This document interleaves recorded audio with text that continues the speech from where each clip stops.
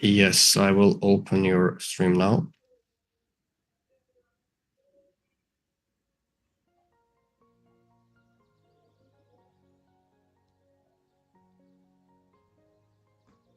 Okay, I'm live, I guess. Perfect.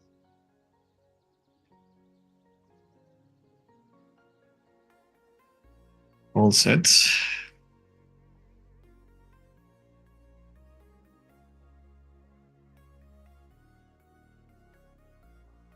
Hi BK, hi Football Edits, welcome to the stream. Hello, everyone. Good evening. I hope Today we will have some educational streams. We will have master classes about the Endgames and many other topics, but first we will start with the Q&A. So any special questions, feel free to ask, please. I know we are probably shocked where is Shiva right now, but he's on the background right now. Yes, Shiva. So you will be hearing the voice. So everyone feel free to ask the questions. Shiva, also, if you have like specific questions you would like to cover and so on, eventually we can start working with it. Please, the podium is yours. Read Kabira Manja. Guys, you can continue with the questions. Like you have some question in your mind, what you want in this stream or something. Just go ahead. Where are you from, Jersey? I'm from Georgia, Tbilisi originally, the capital. And actually there are a lot of Indian people studying in medical universities there. We have famous ones. But I'm not living in Georgia. It's been quite some time living in United Arab Emirates. George from Georgia. Yes, indeed. Easy to remember. Easy to remember. Yes. Yes, indeed. High fire in the hole? What is this name? That's interesting one. First time I see something like that. Can you guys start with the question Q&A if you have some doubts?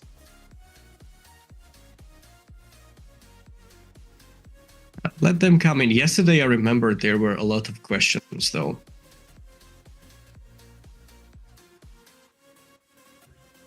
आपका face नहीं दिखा है. I'm busy.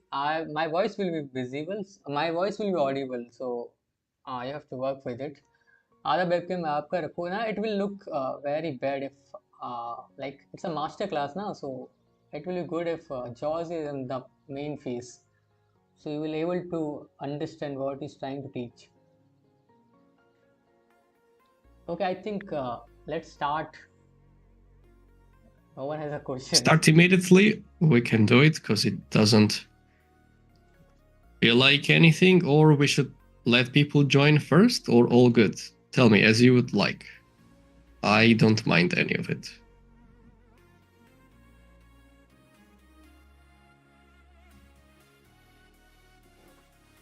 Anything specific you want in this stream, in this masterclass, you can say. You can share in the screen.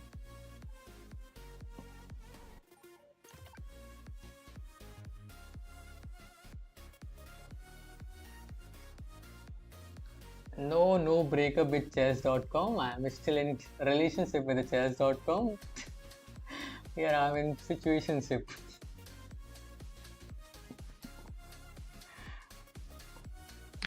Doing well, fun chess. How about you?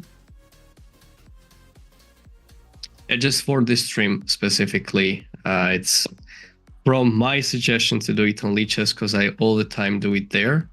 That's why she would try to adjust to my situation. That's the only reason we do it on Lichess. Shiva bro, when did you go for Bleach? What is teach us complex endgame? We will love that.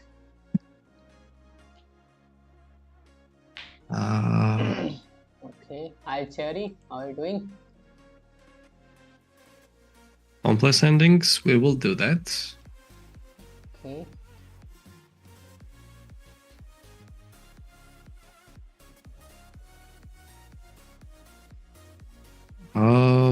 Maybe we can start and eventually. Okay, let's start then. People will show up. Show when up. Perhaps it's better. Okay. Yes, I think it's preferable. Okay. All right, so I have a couple of positions prepared for today. We can start with all the way from late middle game to early end game phases. All of them will be practical. So what I would like to do is that whenever I set up the position, I typically give time to my viewers, and I do the same actually with my students, to think about it, evaluate the position, hear their thoughts like a minute or two, and hear their recommendations as well. So whenever I set up the very first position, I want to hear your thoughts, and also I would like to know what people would say in chat, but most importantly, you, Shiva, what you will be thinking. Okay? Okay. Perfect. Okay, the first position comes up right now. Just a couple of seconds. It will be from the middle game going all the way to the ending. Okay, so don't get surprised, ladies and gentlemen. We're not discussing about the middle games.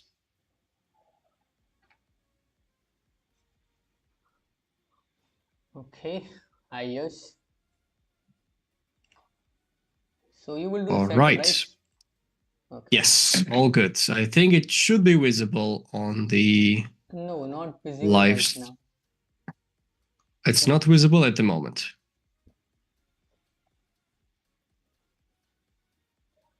Right? It's not visible yet. Yeah, not visible yet. How about, okay, now you should be able to see that. Do you see No, that yourself? no, not visible yet. Okay, you know what you can do? What? Below the A1 and B1 squares, Hmm. please click sync and record. Sync and record. Yes, on the left side. Yes, you Left see, it side. should be visible. Sync and record. It's on already. Yes, okay. On the left side, you should Okay. see the name of the chapters. Chapter 1, Chapter 2. Yeah, I Go can on see. Chapter 2. Yeah. Click Chapter 2. No, there is no chapter 2. Only chapter 1 is No, visible. no. Actually, go up a bit. Okay. Do you see on the left side? On the Okay. left side, you should be able to see the Chapter 2. You don't see any of it? No, only chapter 1 is here. Okay, scroll down a bit, please. I scrolled. That's the maximum I can do. Yes.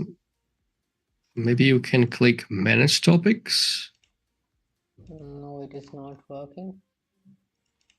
Yeah, because the thing is that it should be clicked it. It's not working, right? No, You're not looking at working. it with the mobile version, correct? No, I'm using browser version. Browser. I'm on browser. Okay, if you use browser, then next to these A7, A8 squares, you should see something on the left side where you see members and you Members. see chapters as well. No, it is not visible. We can you share the screen on Zoom? Then I will capture that board if it is not working. Go on, please. Go on, please. Will be easier. You It should is be not able to working. easily change it. Because it should not be on the bottom. It should be up, actually, next to the A8 and the square. You are scrolling down. You should see it on the left side. No, I checked on the left side also. There is nothing. No. Look. Sync then On the record. left. No. That is actually all settled. Look, I have a question. If you're using a browser version, on the left side of these A7, A8 squares, like at the end, Okay. don't you see any chapters, members? I can take a screenshot actually and send it to you how it looks. Can you see on the screen like where you are seeing on On the screen? screen, I only see a chessboard. Okay, But I nothing need else. something what is next to chessboard on the left side. Nothing else is there. Okay, Yes, chapter 1. exactly on the chapter 2. Click chapter 2. You see chapters? Only chapter 1 is visible. Chapter 2 is not visible yet for No, you. not visible. Hang on, just a moment.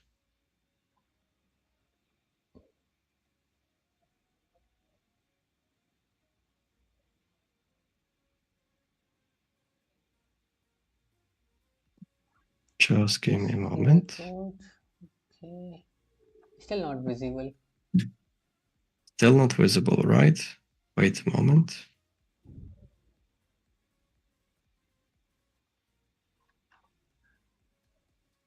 Members are visible in chapter section, only one chapter is visible, like you can see here. On the screen, try to see Okay. now. Okay, just a moment. Yes, there on the left side, when you click chapters, you only see one. Yeah, only see one.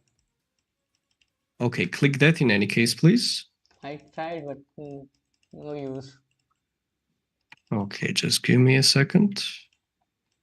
Even in manage topic, it is not working. Wait a moment.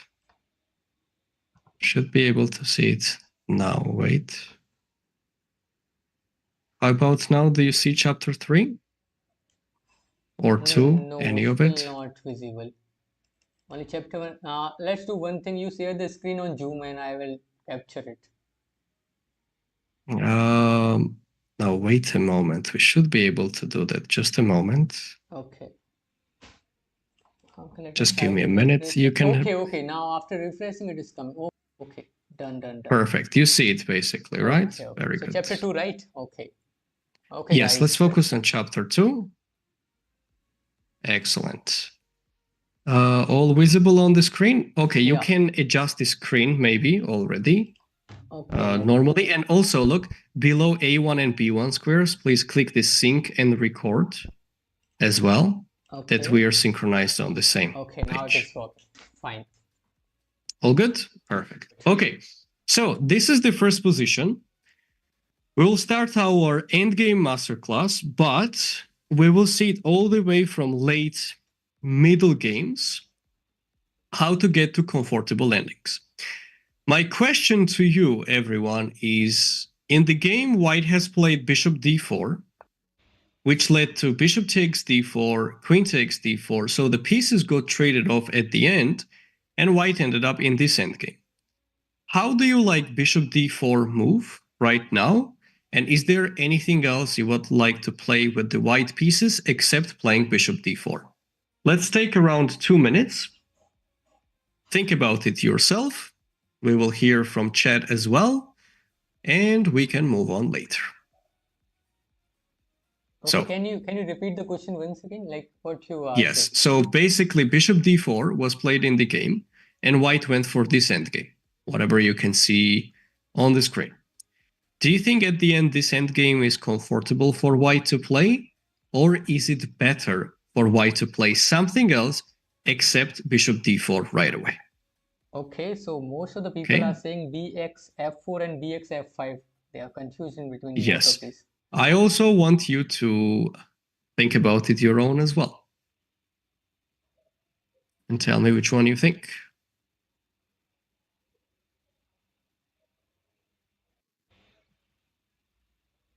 bf5. Bishop takes f5.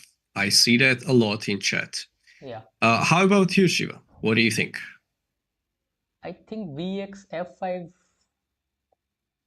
Same thing now. Would you still go for the same? Yeah, I guess. Okay, so let's have a look. Bishop takes f5. Actually, guys, it doesn't work as planned because black will take e takes f5. It takes the queen. And we can If take you move the queen away, now go we on. can take the pawn right now. Rook takes f5, right? Yeah. Looks like a good option. Oh, what But he here will. comes bishop Okay, c8. okay, great. Got it. And that is a problem. Okay. So we don't want to face any part of it. You can try to go with rook f1, try to protect it, but after the trade happens, black can even include rook e8 right now, and it's difficult to play with white. If you try rook h5, which looks tempting, there's a check, king goes away, and there will be not bishop d2 necessarily, but actually in the game happens some crazy tactics, queen e6, which forces white to trade off the pieces. Rook is under attack and the knight is under attack. Plus, the bishop will be hanging in the future as well. So for sure, rook takes f5 looks good to start with, but much better version is to play bishop d4 in the beginning. Okay. To exchange the bishop. After that, yes, after that we reach this endgame. Black is forced to trade off the queens because the rook on f5 is under attack. Serious problems are there. And when that exchange happened, after rook f1, Black has responded with b4.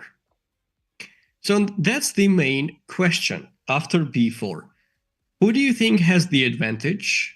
Is it white? Is it black? And how to play with the white pieces from now? That we Okay. need to answer, guys. His pawns are forward, but I think we white has the advantage, I guess. Why do you think so that white has the advantage? Because we have one extra. I think no, black has the advantage, I will say, because his pawns are much forward in comparison to white. Mm-hmm. Okay. So black has that. That's the thing, basic because of the pawns, right? Being Yeah, pushed too far down. Okay, all right. Actually, the evaluation is contrary. White has the advantage, and I will explain the reason why. Even though black pawns are going too much down there, white can at any moment play a4 to blockade it, so the pawns are not going anywhere. And white can also take the pawn, and after the trades, there is nothing happening. b4 pawn is just a weakness. You might argue that black can try rook a2 later, but the c2 pawn is very well protected. There is nothing happening later on. But on the other hand, white has a better and healthier pawn structure. Why? This is one pawn island, second pawn island, and the third pawn island. What does pawn island mean? Pawn island is the situation where the pawns cannot get protected by another pawns from the sides. So only these pawns have each other. There is no f, no c pawns. Same goes to these pawns because f pawn is missing. Black has the weak e6 pawn. It's called the backwards pawn. Black cannot play any e5 ideas, and this requires a constant protection. If white plays something like rook e1, black needs to guard this pawn very well. Also, if we talk about some other minor pieces, clearly our light squared bishop looks better than its counterpart on b7 because black's bishop is looking at its own pawn in the center, while this bishop on d3 looks amazing, controlling a lot of key squares, plus keeping the c2 weak pawn protected.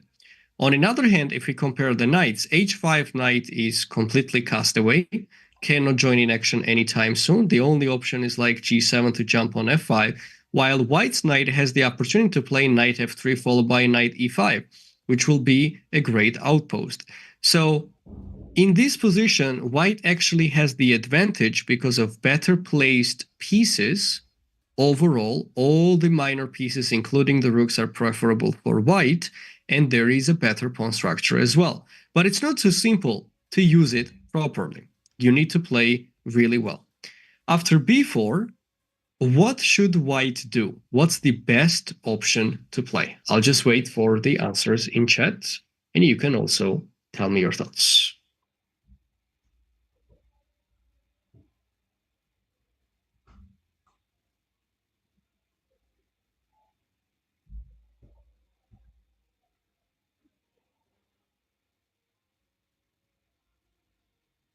G4, some are saying A4 and some are saying G4. Mm-hmm. Okay, what's going on in chess? So feels like RF3 is a good move, thread to BA6. Yes, black actually played the b4 because black wants to trade off these light squared bishops. If that happens, black might get the advantage. Okay, so we want to not allow this happening. But on the other hand, white can play a bit more actively. And chat actually recommended a good move here. We can play g4 first. Kick the knight out. Knight has to go on g7. And this knight is a terrible piece. Cannot go on f5, cannot go on h5. Next, we take a takes b4 and a takes b4. And now bishop a6 is not a threat anymore. Can Yeah, you tell me why? because we can exchange now. We can exchange not the bishops though, something better we have. Something better. If let's say it's black to move and black plays bishop a6, what would we play? Okay, we can play C4. c4, it's this en passant might be a bit problematic. Okay. But Pay attention. We played something. So we took pawn takes. What happened? Something major happened for our benefits.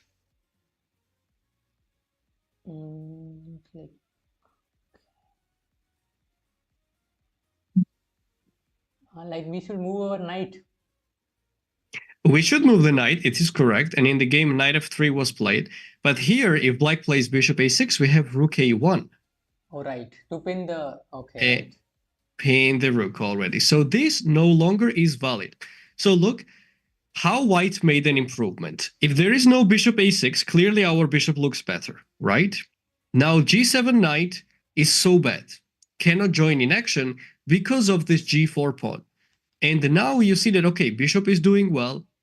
The rook cannot get to open file at the moment, but this knight really is screaming to get improved.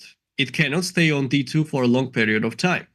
So we go knight f3 to jump on knight e5. I have a question. What do you think now? Does white have the advantage? We just played very basic rule, or it's black who is getting some counterplay? Like, one person is asking, then why kick the knight Why kick the knight? in the starting game? Because right now you are gaining space. Okay, Okay, you kick the knight on h5 knight. If you move the rook away somewhere, knight is going to jump on f4, right. which will be a good spot for the knight. But so your rook will be always busy staying along the f-file, guarding the f4 square. And especially white also wants to play knight f3 to e5. The moment you play knight f3, you allow knight f4 plans. You Okay, don't want to see that. But when you play g4, you do it with a cheaper price because pawn is holding on to the knight, not the rook. And your rook is free to go anywhere, wherever he would like. That's the okay, catch. okay. So after that, white plays knight f3 to jump knight e5, which is essential to make a good improvement. And after playing these, knight f3, black goes with knight to e8. Wants to move the knight on d6, potentially knight e4 ideas, and so on. What should we do as white next? I think we should push our knight to g5. Mhm. If we put the knight on g5, like we'll try knight c7, let's say. And then we can put our rook on f file on the seventh file. Okay, going there, rook f7 you have in mind, right? Yeah, Perfect. That actually would have been a really good choice in the game. Like, white did not play it though. I'm not exactly sure why. Probably after knight g5, he was worried about bishop c8 more than knight c7. And okay, it's not like we don't have any advantage, but rook f7 might lead to h6, which attacks the knight and the rook at the same time. We don't want any part of it. So, because of that reason, white actually moved the knight on e5, okay, and black played knight d6 to cover up the f7 square. Okay, so what happened so far? This rook being on the a file changes nothing. Even if the rook gets to a2, this pawn is well protected, thanks to our bishop on d3. Our knight looks amazing compared to this on d6. This bishop is much better than its counterpart. Okay, this rook you can argue that is doing something special, but as I said, this weakness is well protected and we have a good control over the f-file. Now I want to give you some time, like a minute or two, to actually think and also to chat what should be white's next plan. This is important to think at this point, because immediately when you are trying to answer within seconds, it will not be enough to get a decent answer. So these kind of positions we are seeing a lot in our practical games. We want to make a good improvement, right? And we don't want to make a draw. We want to pressure our opponent better. What should we yeah. do next? Think, please. Don't rush. I will also pay attention to chat what they will recommend. Don't allow rook to f8 and play nd7. nd7. Okay. Kick the bishop. Rook to f6. Rook to f6. Like, what is the use of rook to f6 to attack on that pawn, right? Yes, rook f6 would lead to rook e8. Let's say, what do we achieve So with there is that? no use. Yes.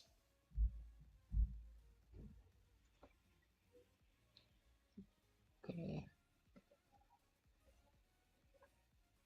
Knight to d7. Some people are saying knight to d7. Knight to d7. No, that's a very big blunder because he can take back from his knight. Okay, I see a good question as well while people are thinking here what to do. Sir, how do I build patience in a 10 minutes game? I have 7 minutes left and minus 10 elo. Actually, the way I was treating with my students, especially a bit older people, not so young ones, if you are thinking for 3 minutes out of 10 minutes, in especially in classical time controls, I was giving the recommendations that, okay, you know what? I had these situations many times during the tournaments that my student played extremely fast, blundered a piece, and lost the game when he actually could think and win very easily. When he did it that way, I took him on the breakfast. I said, let's eat together. I exactly counted the same amount of time he spent during the game, which was 1 minute. And after 1 minute, I told him, time is up. You cannot continue eating the breakfast anymore. And I did the same for lunch. Obviously, he could not eat within a minute. It's such a harsh time frame. I said, you spend more time during the game, you'll have more time to eat. That actually changed his mindset because he was punishing himself for playing super fast. Yeah. And you could give it a try, sort of like punish yourself with something. If you do it, then you're going to do something special. I know even some people just hate spicy food and they are just eating some um, big spices actually and so on. So if you will punish yourself somehow, it will help you to avoid this bad habit. Not to mention anything about the chess part, of course, because when you know that it's a blunder and you lost the game, you clearly understand what went wrong, right? You see what was the main mistake. So I'm not going to talk about the chess part here. Outside the chess part, this kind of tricks are essential to perform better during the tournaments. I see now already the recommendations in chat. How about you, Shiva? What do you think? What should we Uh, play? Mostly people are saying nd7. But mostly Mm-hmm. that guy fighter, he's around 2000 kilos, so Okay. Knight probably he'll d7. check nd7. Uh, how do we play? Like, what's the plan for knight d7? I don't get that. Like, what's the next Okay, plan? Knight like f6 would I be think king g7. the plan is to get back our knight to c5. Yes, that actually looks better. When the knight gets to c5, it is obviously preferable. Let's say I go bishop c8, you go knight to c5, and now I can, there is no progress. You know, this pawn is protected. What do we do with the knight? Even though it looks really great, we need more pieces in action. That's why here, instead of going for knight d7, this knight looks good, bishop looks good, rook looks good. Which of our pieces is not looking great right now? There is one piece which is not doing anything at all.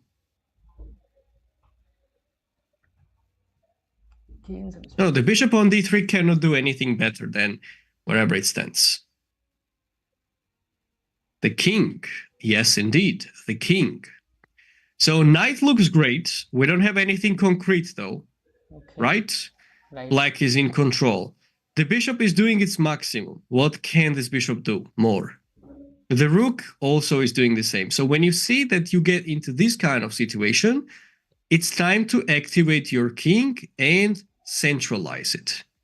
After you h4. centralize it to f2, h4, h5 will be coming in the future. Okay, in future, But but you know why it doesn't work as great right now? Because of some kind of knight e4 stuff is happening here. okay, so And then it's when you better try to to take it and pawn takes back, wouldn't you prefer to have the king already on e3?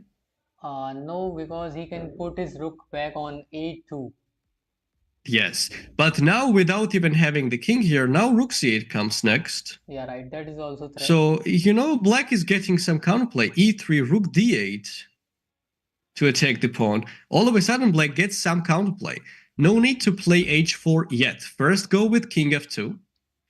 That's the best way. So try to avoid moving your pieces back and forth, the ones which are already active. This is essential tool to remember. A lot of people do like it's so comfortable for them playing with their favorite toy. Okay, this knight just looks great. Let's move around, but you're just wasting time. Bring the other pieces in action. Much better. Okay. So after king f2, but you need to activate the king whenever you feel like all the other pieces are doing great.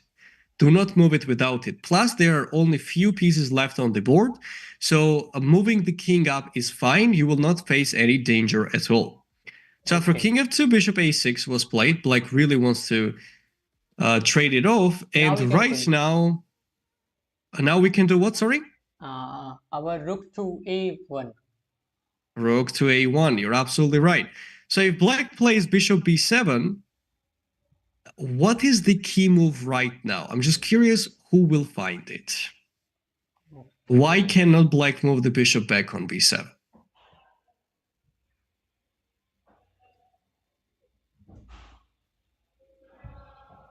We want to allow for rook trade.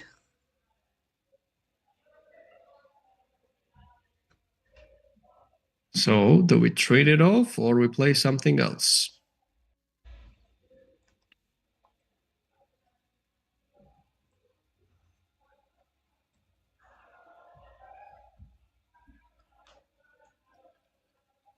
Rook to a4.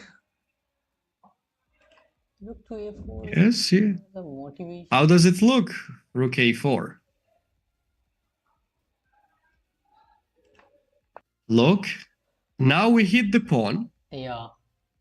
Black's only option is rook takes a4. If he takes a we otherwise the pawn is gone. Okay. Oh, don't you think this pawn is dangerous?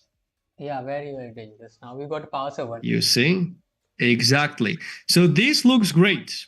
That's why black cannot play bishop b7 right now. Is there anything else except bishop b7 that black can try right now? How to defend the a6 bishop?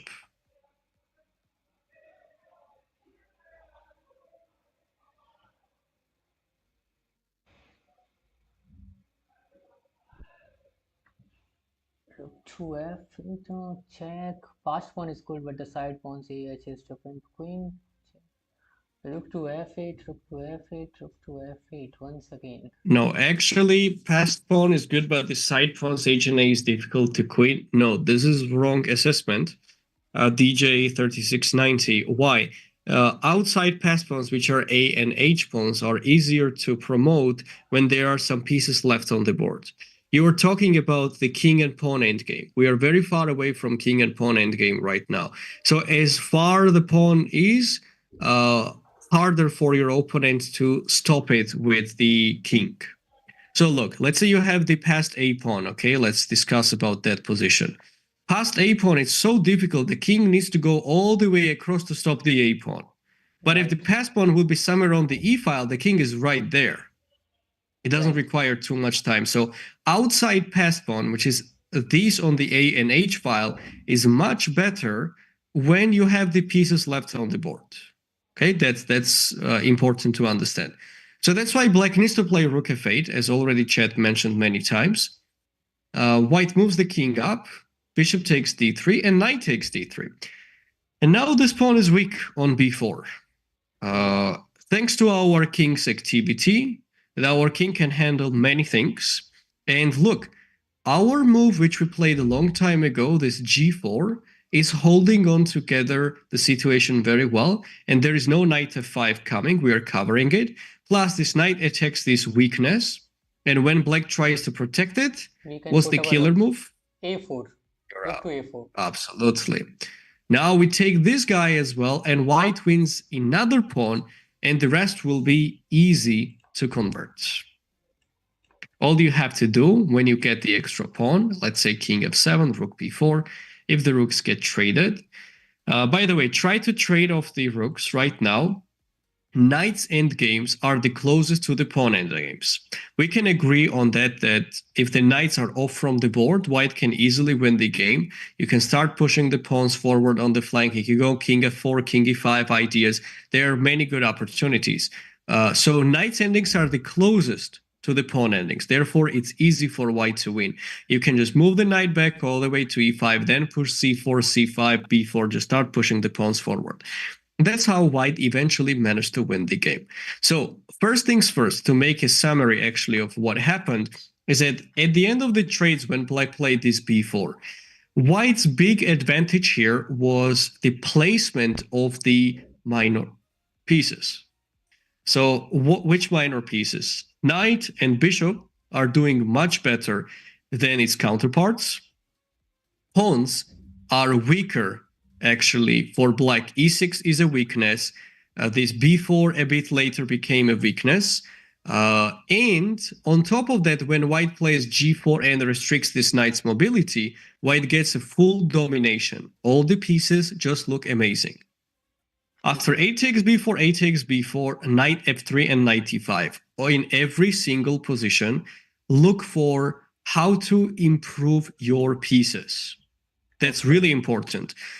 You don't want to push the pawn forward because knight comes on f5. You want to keep the pawn as it is right now. This bishop, you will think, okay, where can I move it? Maybe b5, but what's the final destination?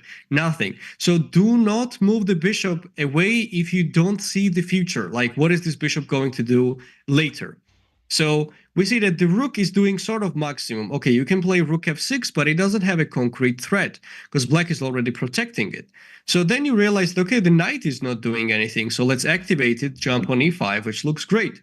Knight e8, knight e5, and knight goes on d6. Right now, you have an active knight, you have an active bishop, and an active rook. First of all, you always have to look at concrete continuations. If there is anything like rook f6, which wins the game on spot, by all means give it a try and calculate it. Or if there is any h4, h5 ideas, of course. But after you give it a try, there is knight e4. You also need to watch out black's defensive resources. So when you realize that, okay, my pieces just look great, but I don't see a breakthrough, that's typically the main time when you have to centralize the king and go on f2 followed by e3. When the king gets to e3, your h4, h5 ideas will be much better. Black cannot do the same because this king doesn't have any good square to go, but we have the opportunity to do so.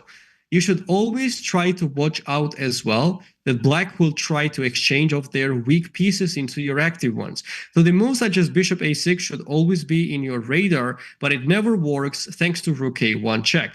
After white just activates the king on e3, then the life becomes easier. You can play h4, h5 a bit later if you would like to, or use this formula specifically, and we are very happy to have an active king, extremely weak pawns there, and eventually white wins the game on spot. Bear in mind, white never gave black any counterplay. If he would have tried any h4 business right now, which a lot of people have recommended, black plays knight e4, bishop takes, and pawn takes. And this is exactly what black is looking for. There is everything available right now. When our d3 bishop is gone, c2 pawn is a weakness. When our bishop is gone and black captured it with the d pawn, now they can get this rook d8. They can get a beautiful outpost with the bishop on d5. I'm not saying that black is better by any means, clearly not. But this is what they were looking for. This position was completely dead. They couldn't even do anything. And all of a sudden, black just bring into life. So these little details, please remember in order to perform better in your end games and sharpen your skills in the endings. Special questions, ladies and gentlemen, everyone in chat. Shiva, go ahead, please. Okay. Hi, Georgie. Please teach us how to mate with bishop and knight after this. After the chapters, we can do that. But first, we will cover the By chapters. the way, I even have the videos recorded on that. How Okay. to do this checkmate bishop and knight. Would you like to do it now or you would like to do it a bit later, as you wish? So, can you suggest for middle game and opening for me 1200 elo improve? You can watch the Okay, videos of sir, which is available on his channel. I have given the link also. yes. Perfect. By the way, we can do also a Q&A right now since we have more people actually joined and we can move on to the next position. I will explain how to do the checkmate with bishop and knight, no problem. It's not difficult, actually. It's quite simple. You just need to learn a couple of tricks and tips. And when it comes to the opening book or middle game books, look, openings should not get started with the books, in my opinion. Why? Because most of them are outdated, written when the engines were not as powerful. And besides, if something is explained in the opening, you cannot update it all the time, right? If a book is written 10 years ago, maybe modern theory, it always gets improved. Every top grandmaster tries to play something new, find novelty, and look for some improvement. And the engines are just showing many good continuations. So the variation which might have been recommended in the book is probably already outdated. You need to check it out into the depth with the engine whenever you study the opening. So I would highly recommend you to watch out for courses is a good way to do that. You can use the Leech's database, chess.com database to follow up what people typically do. And also, you really want to improve with the engine. But mostly, when you go on the databases, online versions, let's say you play some certain opening, you want to get more information about it, just have a look at what high-rated players are playing. That's how eventually you're going to learn the openings, unless you purchase the courses, of course. There are many available, including mine as well, even on my website, there are many. Anyways, that is one part. When it comes to the middle games, there are a couple of book recommendations which I have. There are like a book series, How to Improve at Chess by um, Arthur Yusupov. I also recommend there are like 3 parts of it. Also, I would recommend for your positional play calculation by Jacob Agard. There are like combinational vision, the same by Agard, Jacob. Also, I know many good books, which is Attack and Defense by Jeremy Silman. So these books are highly recommended in order to improve your understanding in the middle games phase. And since we already spoke about openings and middle games, I'll mention the end game recommendations as well, even though I have mentioned it yesterday. 3 books. If you want to learn the endgames fundamentally, Mark Dvoretsky's Endgame Manual is a must. If you want to learn only practical positions, you have to see Practical Endgames by Shereshevsky. And if you want to learn only like specific theoretical ones, which you are most likely going to face consistently, you have to learn 100 Endgames, which you must know by Jesus de Villa. So these book recommendations I have for all parts of chess, which we mentioned.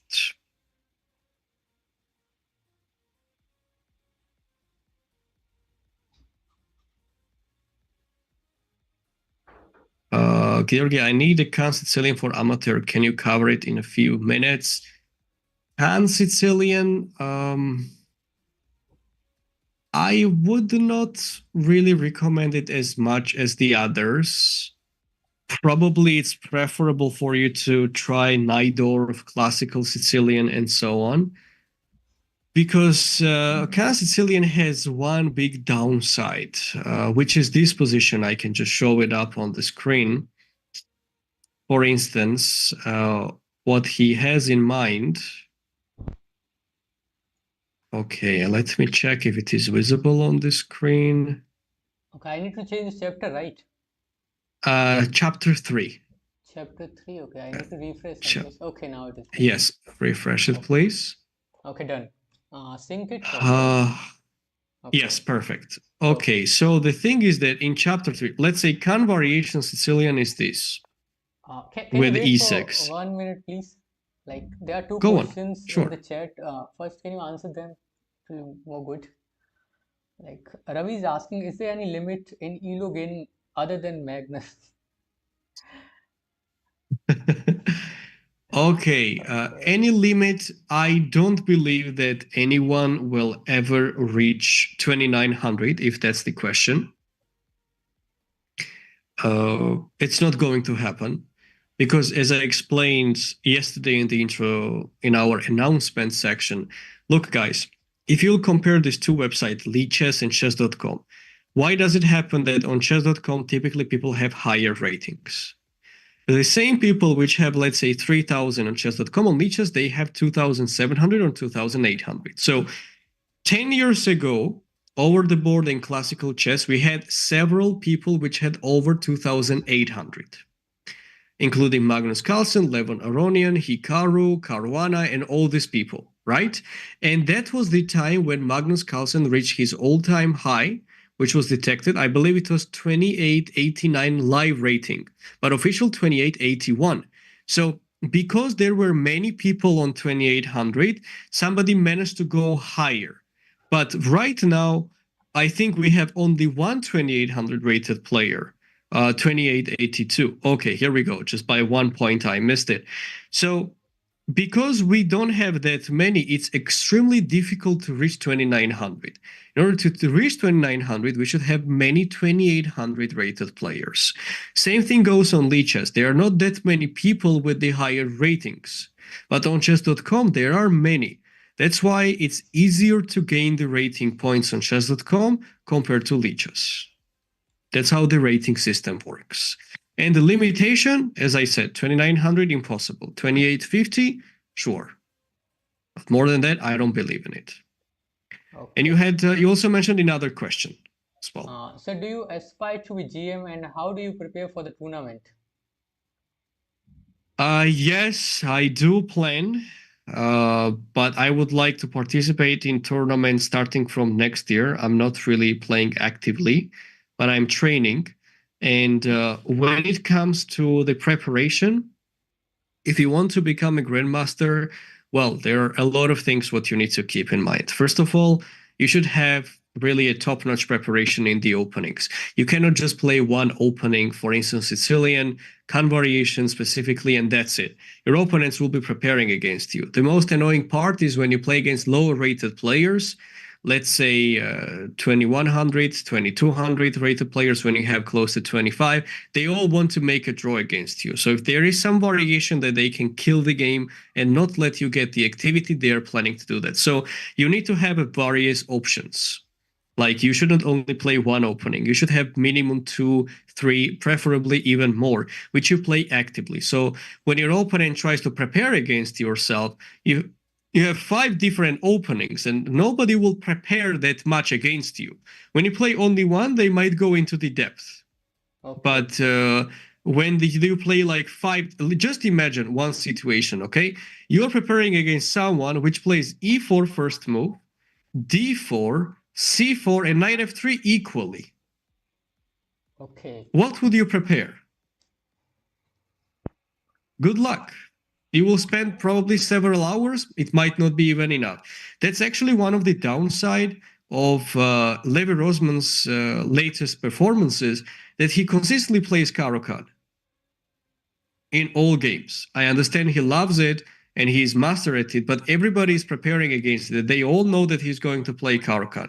So he cannot surprise anyone out of the opening. So good opening preparation is essential. If you want to play professional chess, you shouldn't only have one opening and that's it. If you want to go a bit farther, you should know all the books which I mentioned earlier, all the books about the Endgames. You have to have it covered. Practical ones, theoretical ones, you should have a very good knowledge. And about the middle games aspects, you should have a very sharp calculation. Working on the calculation prospect and working on the strategy is essential to grow in chess and perform much better. You will not even feel how you'll be gaining the rating points. So these are the key aspects in order to gain rating points, not only specifically for Grandmaster title though. Okay. Okay, we can start with the 3 then. Chapter Okay. 3. So, okay, first of all, I will mention about the Kan variation.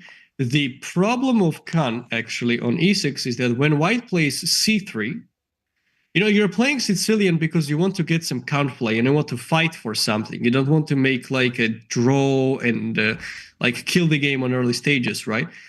After e6, c3, if you go d5, pawn takes, and d4, I have hard time to believe that black is fighting for something right now, especially when these pawns get traded off and there is this isolated d pawn. So specifically, this is the problematic variation, which comes to this, and there is rook e1, bishop e3. Like, how can you fight for a win with a black piece? Of course, there can be a lot of blunders and so on, but overall, it's so easy plan for white. They put the bishop on e3, they trade off, rook goes on d3, they triple up everything along the d file, and there is not much game going on. So if you'll find a solution into that line specifically, that you can find something against c3, then Khan will be a good variation. But I personally don't know exactly how to respond if you want to get some game. I'm not saying if you want to kill the game and get a drawish position, though. There is a big difference in between. So that's the catch. All right. So let's focus on the knight and bishop. You would like to learn that, or you want practical endings? Like we can continue with this. Better. Okay. Just a moment then.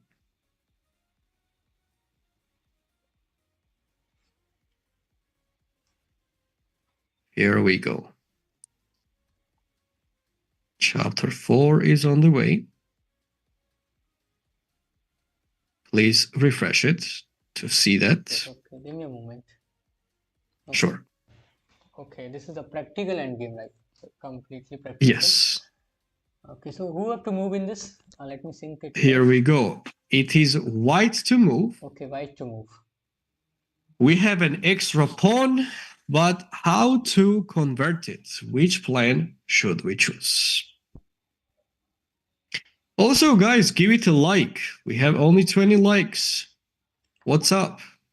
Okay, I think I should ask first. People don't like. Yes. Ask. Go for it, guys. Go for it. If you haven't liked this stream yet, guys, then please hit that like button. Okay.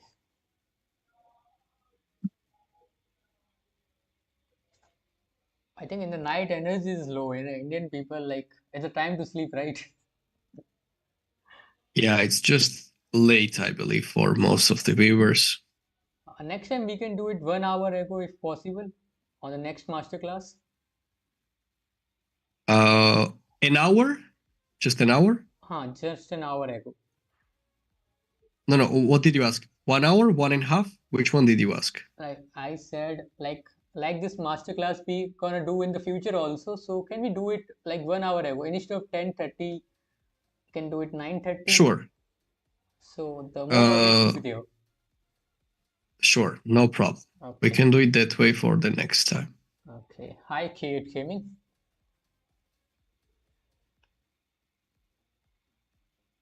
So how to improve this position as white? Okay. White to move in this position.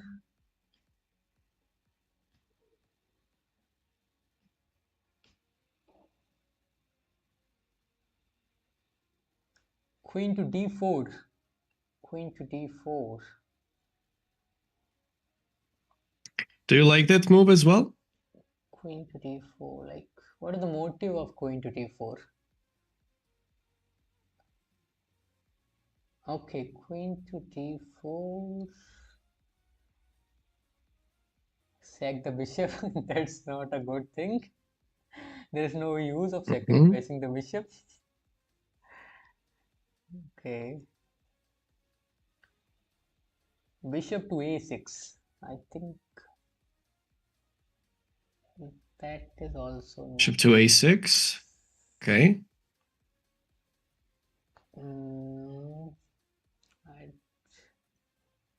He can move his knight. No, bishop a6. Yes. Okay, let's discuss about it. White has an extra pawn. Extra b pawn. But if we try to push it forward all the way, this might be a bit problematic because queen and knight is still on the board. We can even get mated or lose the pawn depending on the occasion. So it is essential in order to play this type of positions to make some trades. If we manage to trade off the queens, it will be easier win. All you have to do is move the king all the way up, start pushing the pawn forward, and that will be easy to win. Therefore, the move such as queen d4 makes perfect sense, by the way. We Okay. centralize the queen, we centralize the bishop, and eventually we want to start pushing the pawn forward, but not at the moment. First, you activate all the pieces to its maximum. Like I have one Black has doubt. played. Like I have one Go on, doubt please. before this. Instead of moving queen, like why can't we move the pawns forward first? Which pawns? Pawns on the right hand side, the three pawns. Actually, this is coming very soon. Okay. This Like is a first we need correct plan. to trade the big pieces. First, we centralize. Okay. If you have a chance to trade it off, go for it. First, we centralize the pieces. So we go queen d4. Black played queen e7. If some of you are wondering how about queen e1 check, this leads to nowhere. King c2 and this queen is not doing anything at all. There are no checks. So after that, black played queen e7. Now bishop goes back on d3. You might be surprised, why do we play bishop d3? Look guys, this is called principle of two weaknesses. Queen e7 was played to prevent b4 and most importantly to activate the knight on d6. Okay, black wants to activate it, maybe capture the bishop and get to the queen's endgame where black would have higher chances of making simply a draw because of some perpetual checks in the future. So after playing queen e7, white does prophylactical move against knight d6, in advance moves the bishop away, and here black responds with queen c7. So how to play this type of positions as white? Only having an extra pawn on the flank is not enough to win the game. Because if you try to push this pawn forward, it creates the weakness on another hand. This king might get in trouble. So you have to create another weakness on another flank that you can count on for the future. So black will be busy protecting against the b pawn at once and something on the king side as well. What do you think is the best way for white to create the weaknesses on the flank? Frank. Okay.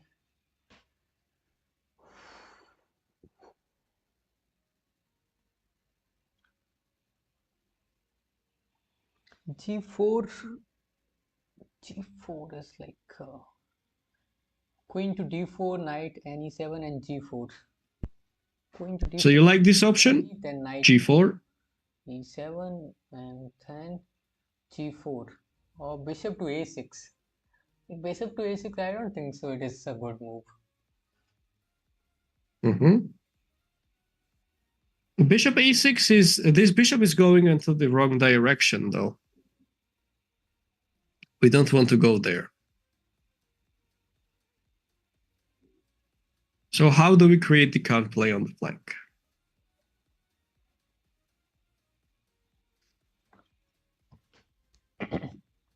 I think fighter is right. F4 then G4.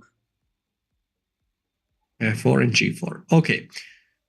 The close call, but white can actually start with G4 immediately. Okay. We want to play G5 now.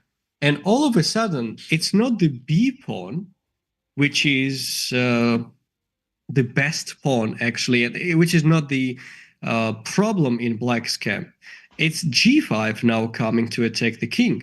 We use the B pawn to distract the enemy's pieces to pay attention to that, and then we can strike on completely other flank on the king side. So we go G4 followed by G5 next. What can black do? If queen takes H2, what do we have here? Why is there no queen H2 as a threat? We can push the pawn G5. Even better. Or we can give a check on D7 and win the Correct. knight. We can win. We can take the knight for free, and there is no problem anymore. Okay. That's why this does not work. Yes. How does black deal with this G5? Let's imagine we flip the board. What Okay. should black do in this case? If we are It's such a black, I difficult think position to play. we can play pawn to h6. On to h6, but this creates the weakness on g6, correct? Yeah, he can play. White can play on e4 and attack We on. can even play something like h4, h5 now. All of a Yeah, yeah. sudden, this king feels some pressure. Okay, so h6 is not a good idea. So, yes, and now we go g5 as well. You see, all of a sudden, we centralized the pieces. We didn't do anything. We didn't even touch the b pawn at all. We just distracted the enemy's pieces, and we are going for h4, g5, h5 ideas as well. It's difficult to play right now with black. King f7. King f7 was actually played in the game, which is the most logical approach, I believe. What else can be done, though? It should be played. And when the king goes on f7, what's our next step? Okay, like check with the bishop. I need to answer one question. Queen e5 is not really annoying at all. This is exactly what we want to do. Then it is Go good all for the us. way, start pushing the pawn. It's very good for us. Queen straight is so comfortable for us. So you have bishop c4 in mind, right? Yeah, yeah. Bishop c4 actually looks good, but there is even better. Okay, we can exchange the queens now. Yes, but here's the thing. Right now, this objectively should be winning for white. Okay? Okay, still some fight is required. Why? Black will try to create a fortress. We'll play king e7. We go king c2, let's say king d6. You can go with b4, and you can put the knight on b6 or something. So now, you know what? You could maybe improve this king, but what's the next step? Black puts all the pawns on the dark squares. You cannot attack on the king side. This is like a fortress what black can show up. So it's possible that black might survive here. Low chances, of course. But now we don't even want to trade off the queens because enemy's king is really bad. Okay, And also don't forget that the knight is still on c8. right.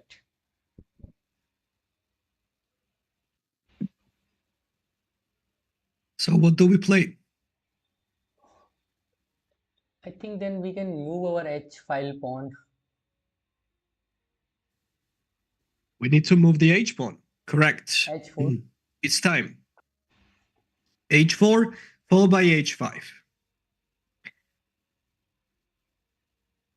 What should black do?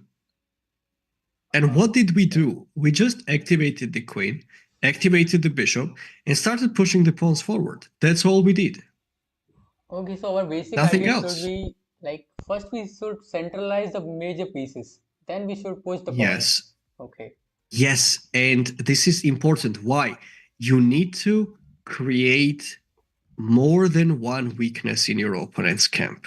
This is so important. Like played knight b6, h5, g takes h5, g takes h5. Do you think this king is going to survive?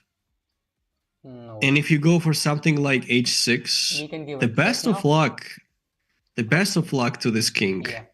Really, it's such a terribly placed already. You go here, I can go bishop c2, queen g4, queen g6. Who cares about the b pawn anymore? Right.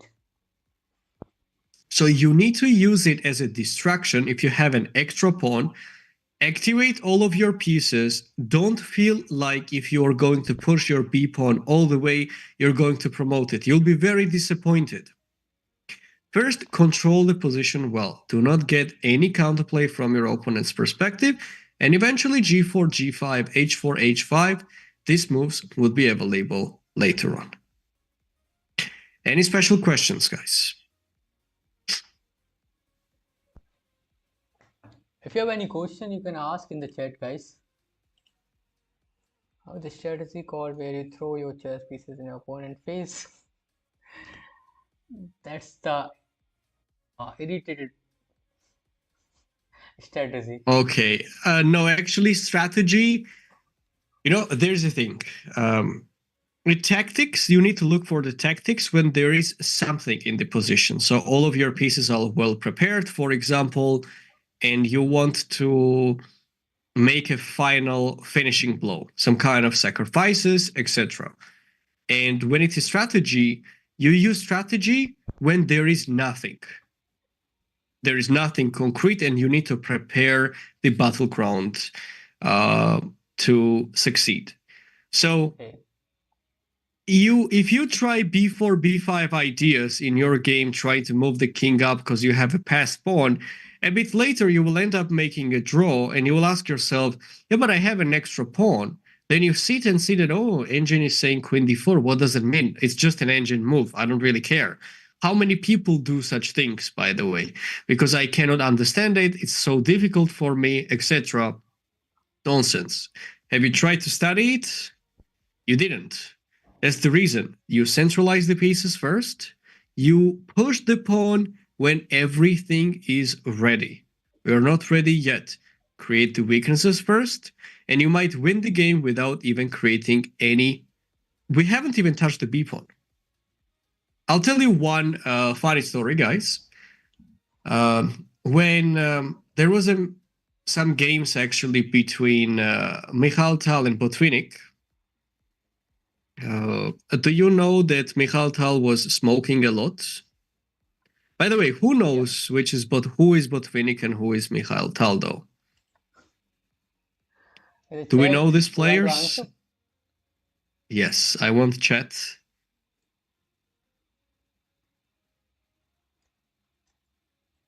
Thank you, Obaid. I appreciate it. Aslam, you are a great coach. Mikhail is champion. Playing world champion with Wish. Michal Tal is world champion. Yes. Okay, so look. Michal Tal is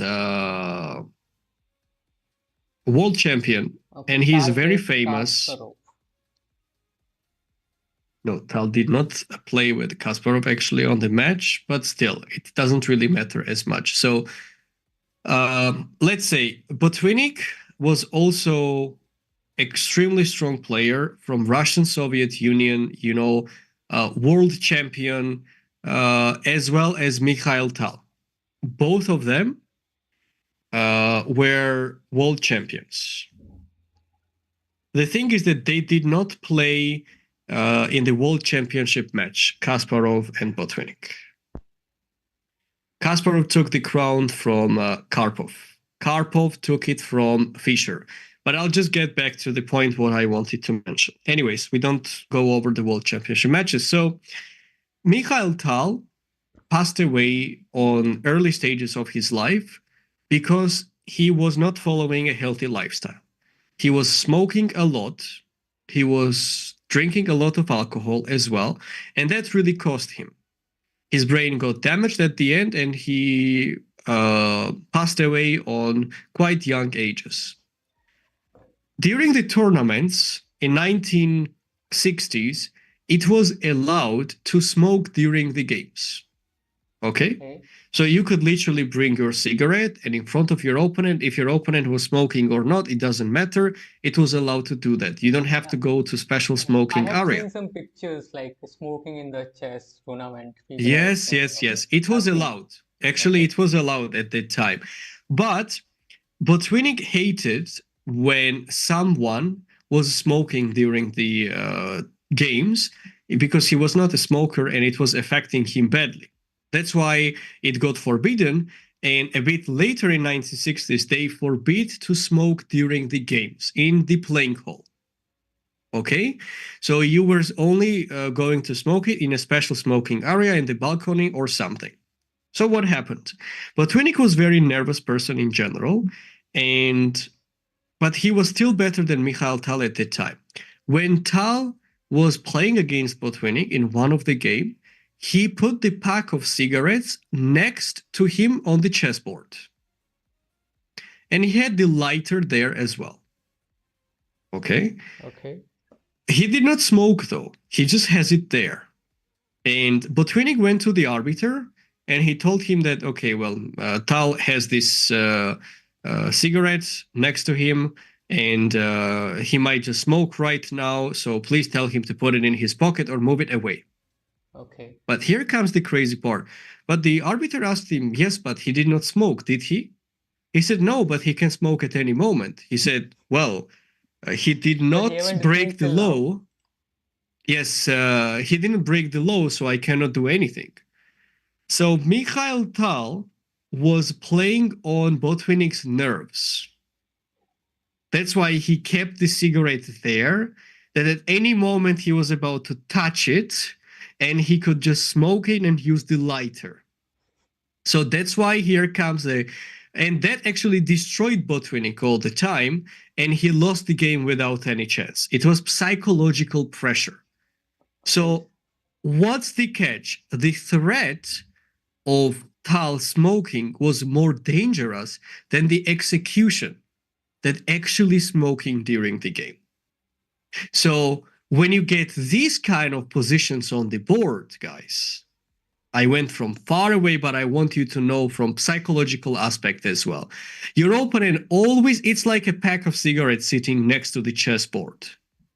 So, And he always expects you to, at any moment, you will start pushing, but you're not doing it. But your opponent's all attention is towards the B pawn. That's why the threat of pushing it is more dangerous than the execution from purely psychological point of view. so coming late by Magnus is also a strategy.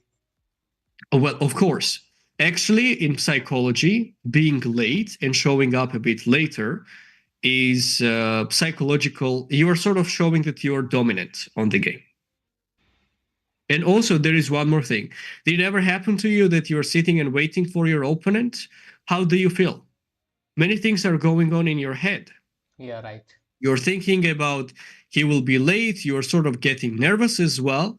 And especially if you're close to win the game on time by forfeit and he shows up, that's a big hit psychologically. All you have to do if your opponent is not coming, get up and take a walk. Don't think about it. Much better. Hello, doctor. Good evening.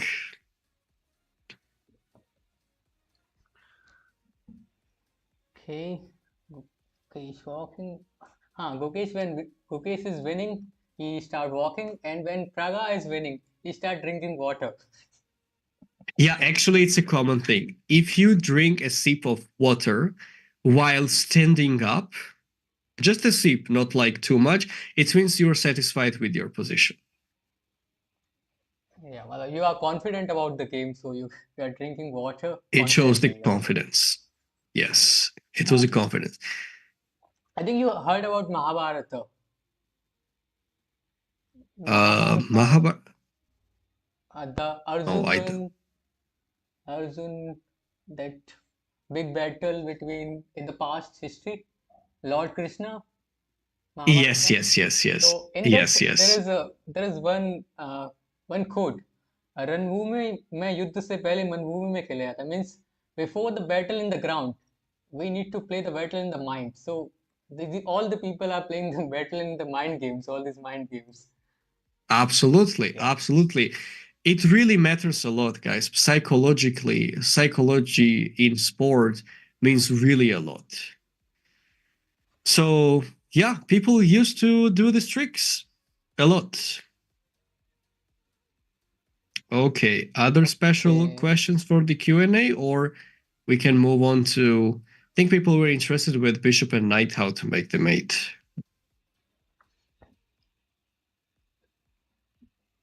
Okay. Vidit also doing meditation in the starting of the game. Meditation, that's What personal personal thing, right? preference. It's very Okay. personal. It doesn't matter to your, it doesn't affect your opponent. Let's start. Let's focus on the game now. Okay, let's go back. Bishop and knight. All right, I will explain it then.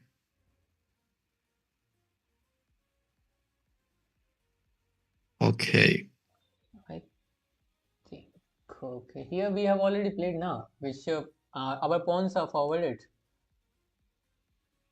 in the game. Sorry, could you repeat, please? Like we are already on g4, right? In the board, it is the old game is showing. Yes, please. Oh, wait, let me. You need to refresh it for chapter 5. Okay, I tried, but it okay now. It is okay. Done. Okay. All set. So, how to make a checkmate with bishop and knight? Knight. Okay. First of all, tell me, guys, if you have seen it in your practice.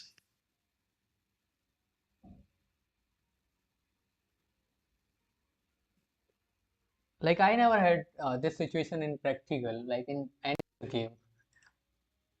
Left with bishop and knight till now. Okay, you had it basically. No, I don't. Uh, you did not have it. I'm just waiting for chat. Almost never. Don't give space to your opponent to run. The V for the V. Correct. W maneuver we need to use. Okay.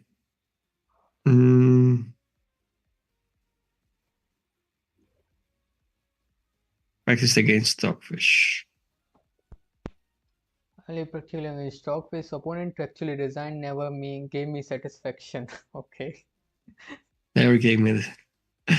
Okay, so let's talk about it. How to get the checkmate with bishop and knight. First of all, guys, you can deliver checkmate with bishop and knight versus king alone, and you can do that with king and two bishops as well. Bishop and knight is a bit harder than two bishops, but what are the general steps to follow?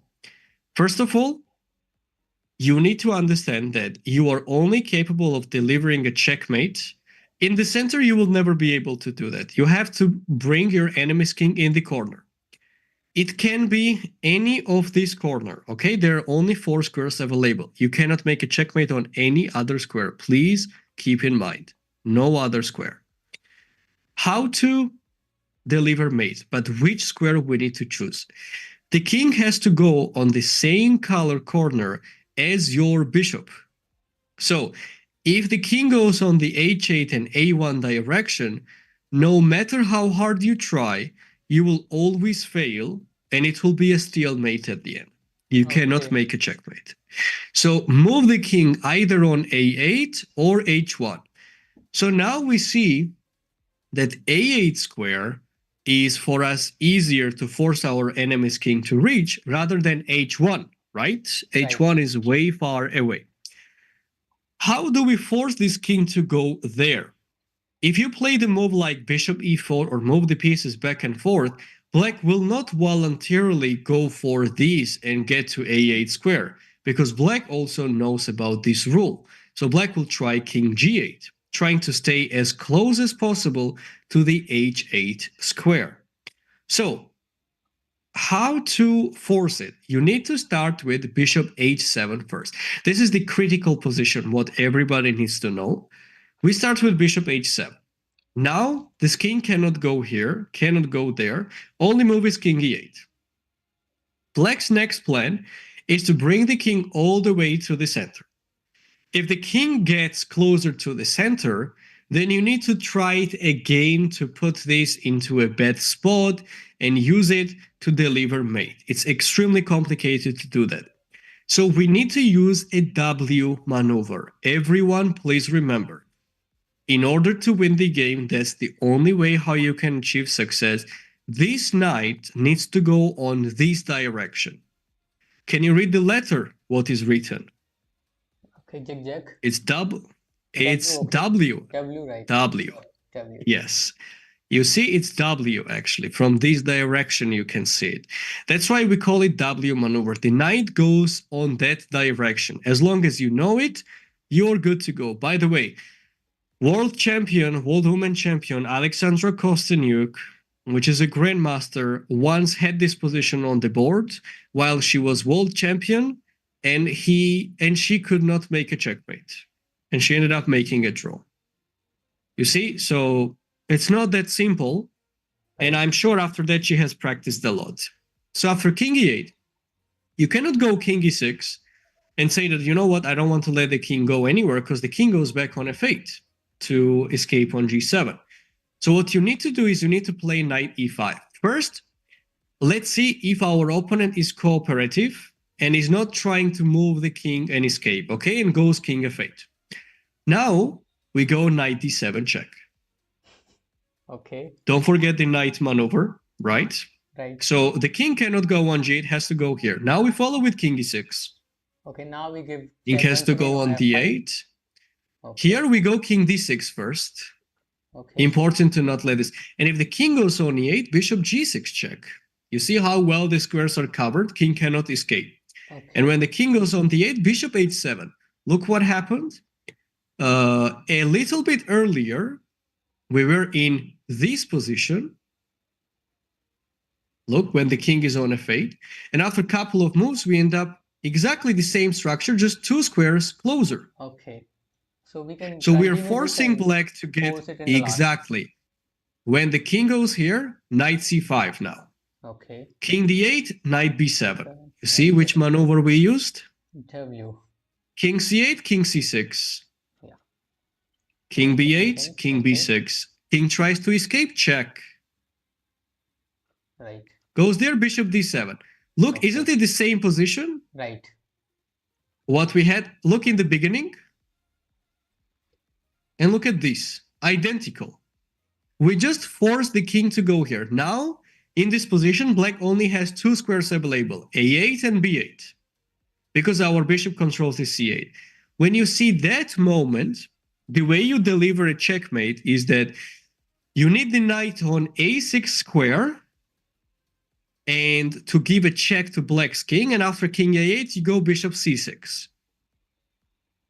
So when black plays king a8, now again W in the maneuver, Okay, now we king can b8. Okay. Now already we can deliver mate. Right. Okay, mate. So we understand the concept, Okay, right? so W maneuver. if we have the white Yes. square bishop, then we have to take the king either on the that a8 or h1. Correct. If And the we have king would be on h8, impossible, because yeah, this impossible check for would me. not be at the end. That's why. So now we saw what happens if black is cooperative and instead of going and trying to escape, he goes back. We understand, right? We go knight d7, king e6.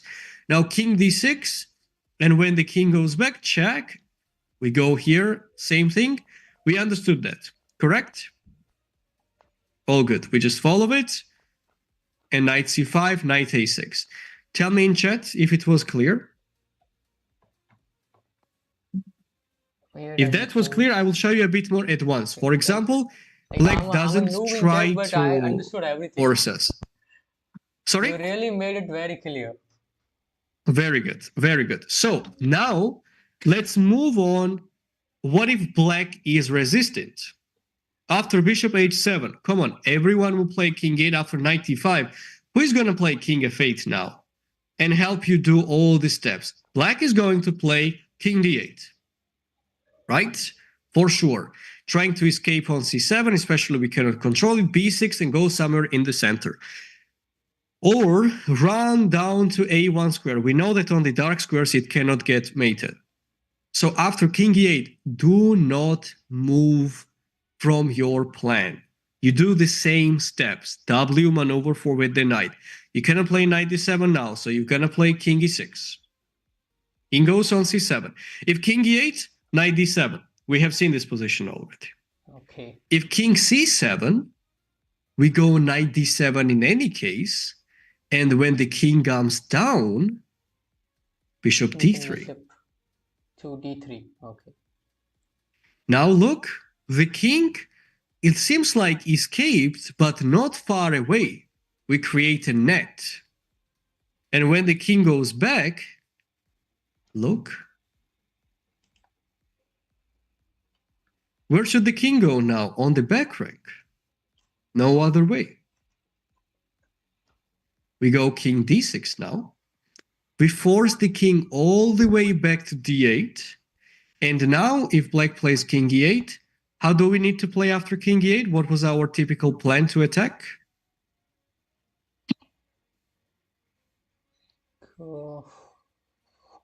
to D8, about then it. we can W here.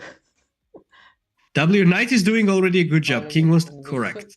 Correct. Okay, bishop. And after that, which move were we making? Once again, our knight.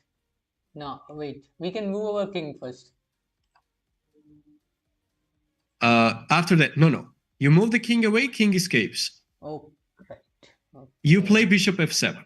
Right. Bishop f7. Okay, great. You see, same stuff. King c8. What do we do next? Okay. W maneuver. Right? We go knight c5. Why? If you try king c6, he goes king d8. We don't want to let him escape here. So we go knight c5 now. If king goes on d8, what's next? Once again, we can do After the same king thing, d8. check. So which move? That knight move. Correct. King goes here. Help me deliver mate.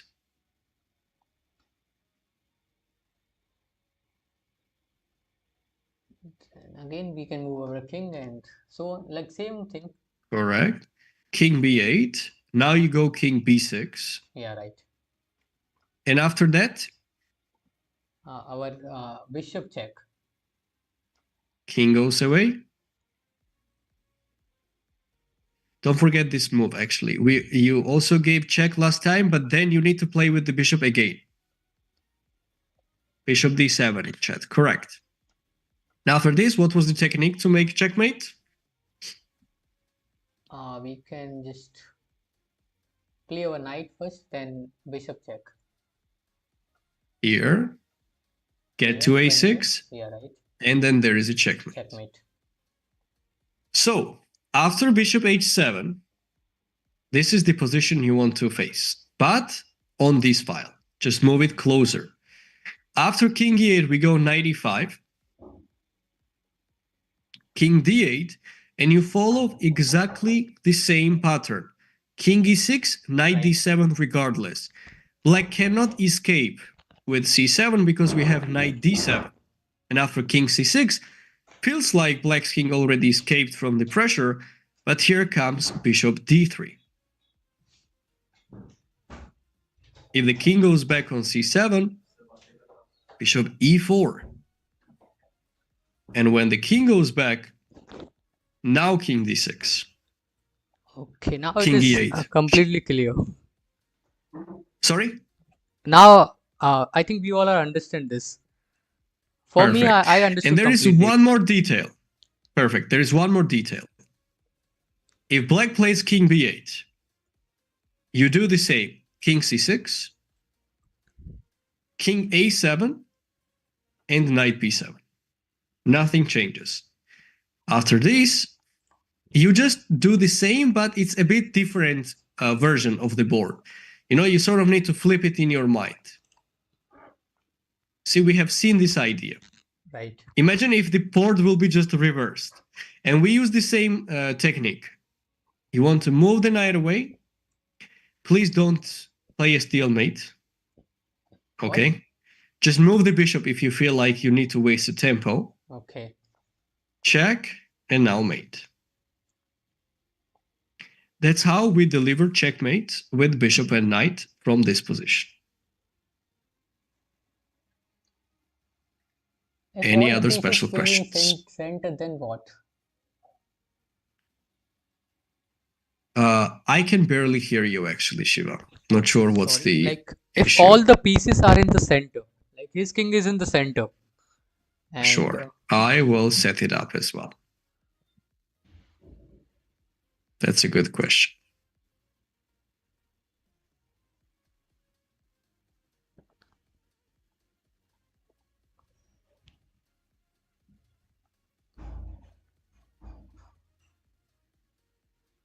Okay. Let's say something like this, right? Chapter 6, please refresh it. Okay, done. Like this. Okay, that's the question, I assume. Oh, that's a good question. Don't forget, you need to reach this position in the previously what we have seen. In chapter 5. That's your goal. Ultimate goal. Okay? And first, let's choose. Where do we checkmate the king? Where do we try to push it? We have a light squared bishop, right? It has to be on a8 A8 or H1. or h1. Right. This is one. Second, you need to create a net with the bishop and knight. How can you create a net with the bishop and knight? You need to put both pieces on the light squares. Let's say, for example, we just play something like knight f3, king d5, and you go something like king d2. Do you see which squares are covered? Right. Here. If black will have the king on e6 and f6, these pieces do not let this king escape. Okay. Because we are covering up the key square. So if you get this kind of position, you see that black has more options to escape from this. So you use the king on another side. So you need to create a net with the bishop and knight. So, for example, you go knight f3, black plays king d5, bishop e4, and king goes on e6. Next step you want to improve is that you need to put the knight somewhere on c4 or g4. Okay. This is your final destination, correct? Right. If you have the opportunity to even maintain pressure with the king to go in the center, go for it. Go with king d4. Where does the black go? Choose the side. You go in the center. Sometimes I don't even have to do that. I can play bishop d5. Right. We can just... I force you to move the king back. Let's say on d7. You want to stay in the center, right? We want the knight on the light square. It can be on e4 even. Look at this knight. How well. There's like a fortress kind of thing. Then you can use already the king to make a progress. You can also use this idea, knight f5. You see, now we are forcing the enemy's king to go backwards. Typically, I would highly recommend to use the king as much as you can. Right. To force the king to go at the end. Let's say king goes on c7. Right now wants to escape on b6. Knight d4. King goes on b6. Which move should we play now? What do you think? How can we trap the king? He cannot go on b. Okay, like bishop to c4. Maybe, but king c5 is coming. You want to kill the king. That is a bad move. Right. King d6. King d6. Right. I think king d6 Yes. is better. Look, now all of a sudden after 7 moves, the king is forced to go on the a file. Right. When the king goes, let's say, on a file, we can do now the same, we already bring the know. king. Okay. Yes, just bring the king all the way. And after king a4, which move would you play, by the way? Now please think. It's important. Everyone think in chat. Pushing the king to the corner with the knight and bishop requires a skill that everyone has, but no one knows they have it. Abdulghani, 25th of September. Very well said, doctor. Absolutely right. I'm very lucky that I have a philosopher in my chat during my streams. He just joined us here, and he has amazing quotes like this one, what he just mentioned right now in chat. You can see it, and he always ends up getting pinned in the comments on my streams. Okay. So if you see him anywhere on your streams, make sure that you write it down, his recommendations. It will be a lifetime advices. Okay, sure, I will do it. So what do we play now? I think bishop to c6. No, look. Okay. Now, first we play knight. You know, I cannot do it like flipping the board right now, because this, you need to flip the board for 90 degrees. Okay, right. I think bishop to b3.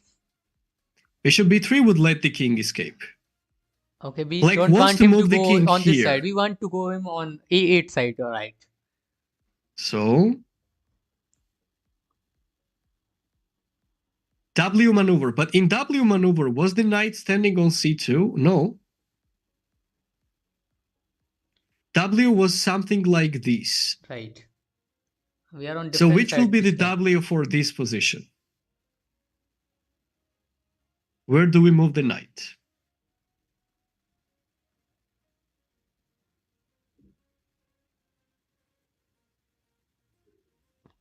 Knight to b5. Knight to b5. And after king a5, what's the key move now? We have seen this position. Okay, now our bishop, I think. Bishop where? On b5, so he won't come. He will not able to come here. Nice. And when the king goes here? Now we can move our king on c6. No, king c6, king a5. Okay, right. That's not a good idea. First, we will move our knight now.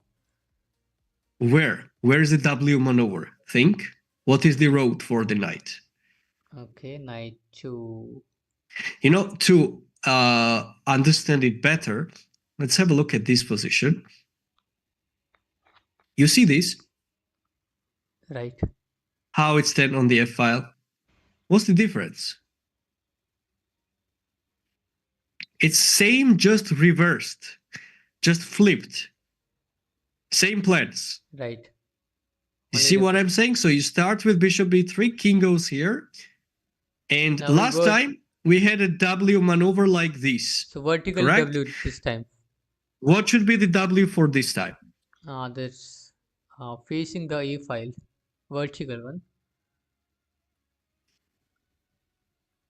The king wants to go and stay here and trying to escape on that direction. Like we cannot move our king on B file, right? No, you go here, you are letting this king escape. Yeah, we are letting him to go out. So ND6 you know, playing king before. So we need the knight maneuver now. ND6 is better. Where is this W? ND6. Correct. Okay. And if king a5? Then we have a knight to c4. No, knight to c4. Knight c4, king escapes there. Okay, wait. Knight c4. Don't forget the W. Okay. You played W, this. Right. This is not W. This. Okay. So where should the knight go?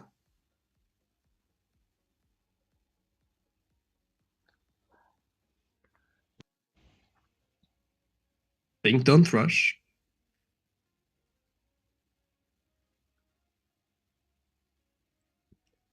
Knight to b7. Hurts. Hi, hurts. Knight b7. And when the king comes up? Then we can move our king to c6. Yes. If this? This, then once again we will move our bishop. No. Better to kill it first, this king. Better to just move our king now. It is good. After that? Bishop to c4. When the king goes here? Then we will move our knight first. Knight first you can do that, but do you remember what we were doing at the end, always when the king was moving? Okay, then bishop to b5. We're playing correct. Always do that. Always do, okay. When the king goes here, king has only 2 squares. You need to deliver a check on a7 somehow, either from c6 or c8, and you need to make a mate. So we need a knight maneuver now. Where? Which direction?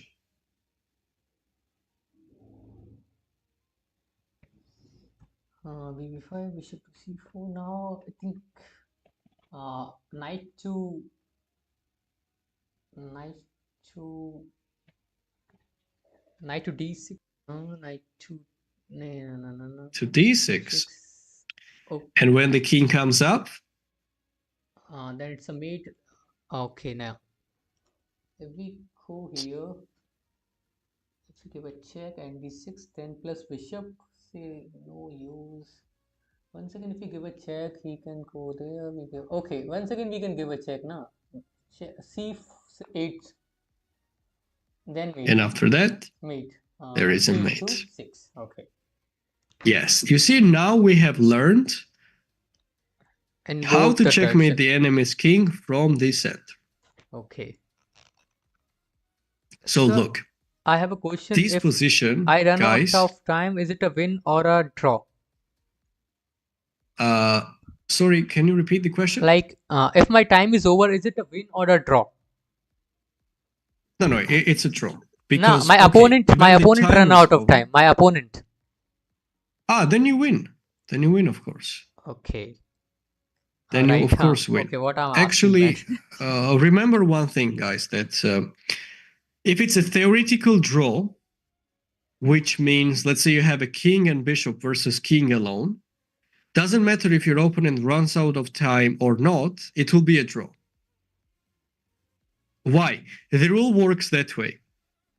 When you or your opponent let's say your opponent gets flagged, how to understand if you get the victory or it's a draw? The arbiter will tell you that show me a checkmate with the pieces what is left on the board. Okay. Play with both sides. Doesn't matter. Just show me the checkmate position. If you can show the checkmate position by making both sides moves, it doesn't matter. You know, you play black moves, you play white moves, whatever you would like. In that case, you can win. But Okay. if there is king and bishop versus knight alone, theoretically you cannot deliver mate, right? Right. Impossible. That's why it's a draw.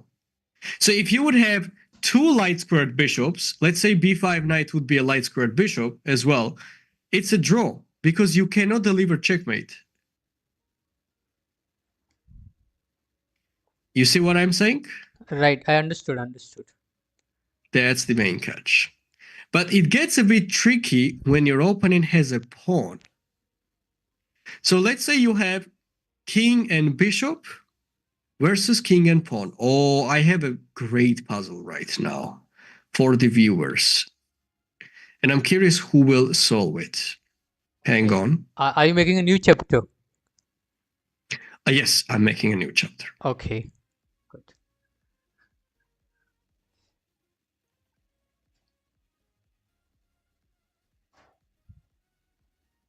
Okay, here we go. Okay. Give me a moment. I Okay. just made the 7. chapter 7. Okay. Here is the tricky question, guys, to you. In this position, black got flagged. Okay, Can I ask one question before this? go on. Okay. One guy is asking, sir, what if I have bishop and a knight and I run out of time? I can show the checkmate position, so it's a win, right? No, no. If you lose on time, Okay. then it's a draw.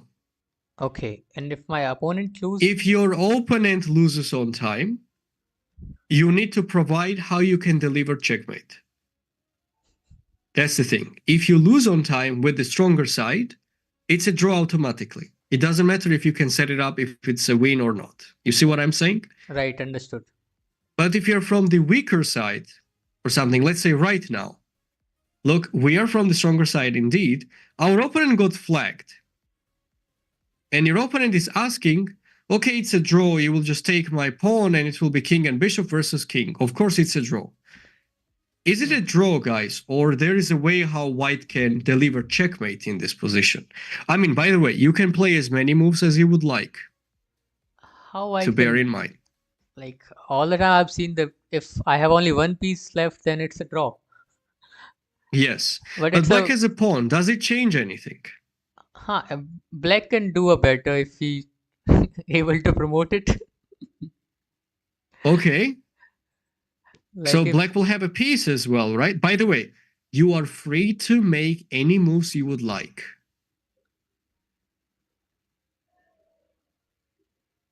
So who thinks it's a draw? Who thinks it's a win?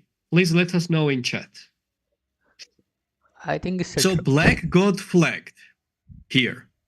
Can white claim a win or it's going to be a draw? That's my question.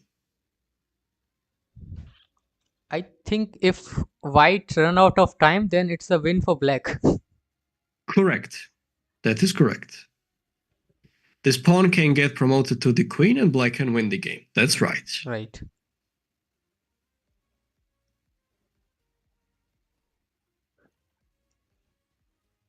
If black runs out of time, then it's a draw. Is it? Okay. What is your opinion? White can win too. Why? How white can win? I'm not getting. Okay. Okay.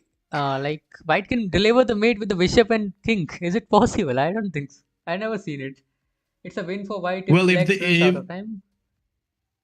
okay, Okay, okay, we push the king till then promote the bishop and put the g1 and so on. Fighter owner of Batman really understands the assumptions well. What's your elo? he's around Fighter owner 1900. 1900. Okay. If black runs out of time here, white can claim the victory. Why? Let's say you play some random move. Black can promote to the bishop. And look, I am supposed to make all the moves. Black is not allowed to do anything. Forget about something is logical or not. The question is, can you put the position where it's a checkmate with these pieces or not? And it is of course possible. Look, you can do something like this. Yeah, this is a Isn't it the checkmate? yeah, right. And I did it with these pieces on the board, right? Did I do anything else? Is it illegal to promote the pawn? It is.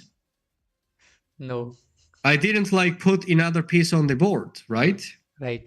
So you might argue, yes, but my opponent, who would have promoted to the bishop? This does not matter anymore. Can you put the checkmate on the board? Yes, you can. That's all matters.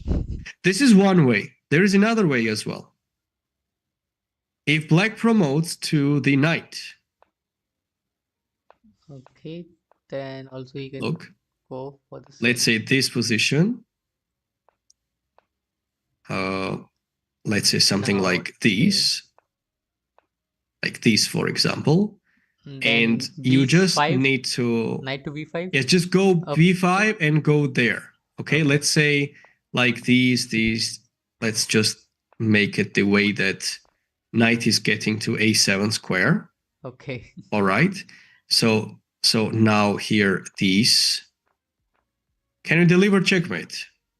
Yeah, it's a mate bishop to b7. So it's winning. Okay. Here is the question. If black promotes to the rook, let's say it's this position on the board, and black runs out of time, is it a draw or white can claim the win? No, white cannot claim the win. Why? Is there no check rate? It's a draw only, na? Can't we try the same kind of stuff, like go all the way in the corner and make a checkmate? Then there is always the way if we try. But Yes. logically, This it's a this draw, right? this is a draw, actually. Okay. Why? Look, even if you try the best moves, you cannot deliver mate. So let's say here, white does all this. We do the regular procedure, mold the king all the way. Let's say this here. You cannot put the bishop on me7 because of capture. After this check, black has a move. Hmm. Rook b7, and you have to take it. Yeah, it's a mate. And it's king Okay, escapes. king can escape now. So That's why it's a draw. okay. You If cannot there was claim the knight win or if your bishop, he opponent has cannot a move rook. it. Okay. Yes, knight and bishop, but I have a tricky question now. Bishop, we already heard it, right? Right. Now comes chapter 8. I will set up another position, and who can answer me on that? Okay. More interesting now for the fans. Okay. Nice, nice. Here, Okay, here. black runs out of time. Black runs out of time. Or, Okay. yes, can white claim a win? We already know what happens if knight gets promoted. We know for sure white can claim the win. But rook and queen, impossible. What if black promotes to the bishop? Can we deliver checkmate?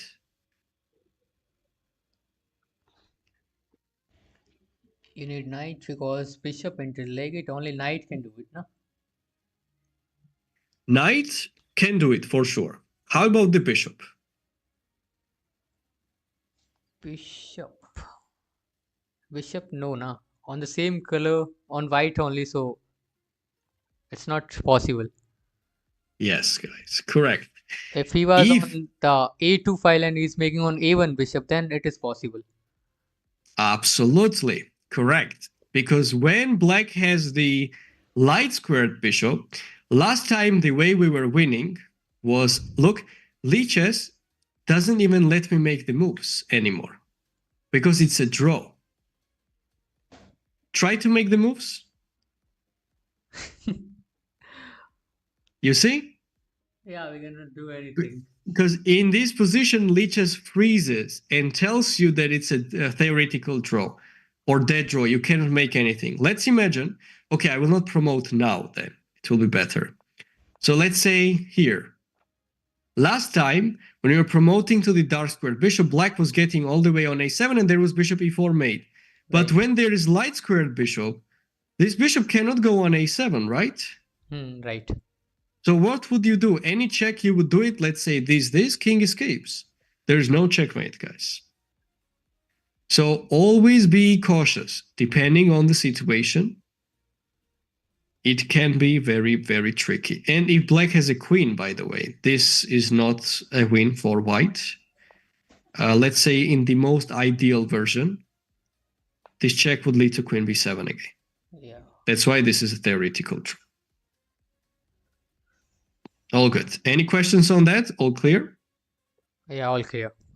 Anyone in the chat? Very good. If you have some question or doubt.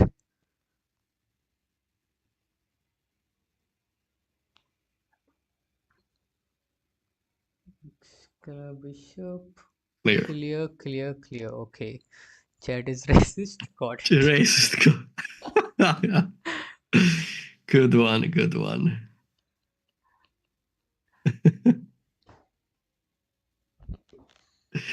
Okay. All right, guys. Also, we are getting close to the end, so Q&A, we can do that. Okay, you can ask Some the special questions now. question. We will end the stream at 12:30, so after 8 minutes, right? So we can do a What queen versus rook endgame. Queen versus rook endgame? No, this is way more complex, It will guys. take time, right? No, this is way more complex version. It will take a lot of time. What weapon would you recommend against first move e4 except Sicilian? You can do e5. That definitely works out well. The most challenging way to play against e4. Professional coaching? Yes, guys, I do have my own website, my YouTube channel. I'm already tagged it actually on the stream, on the title, so you can check it out. I have the video courses as well created. You can have a look. What if you have a knight? If black has a knight, it's a win for white. We already have looked. Yeah, I think he's new in the chat, that's why he's asking. Yeah, I see.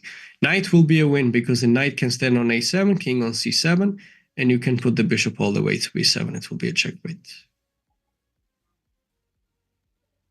Magnus or Ekaru? Magnus.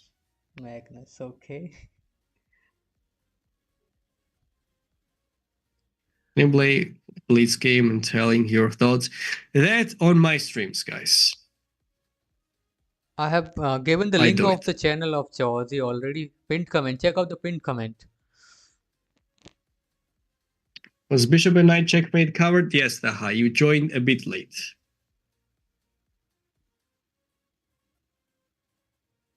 Kukesh or Dink? Kukesh, I think, will win easily.